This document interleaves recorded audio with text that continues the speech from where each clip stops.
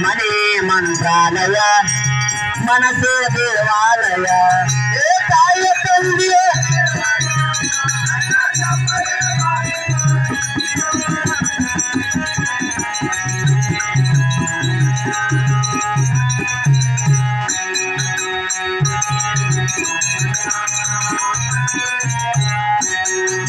ನಮ್ಮ ಅಕ್ಕ ತಂಗಿ ಅಮೃತ ಹಾಲಿನಂಗ ಕೋಟಿ ಇಲ್ಲಿ ಪ್ರೇಮ ಸರಕೋನೆ ಅವರಗ ಪ್ರೀತಿಯ ಮಾತು ಪ್ರೇಮದ ಗುರುತು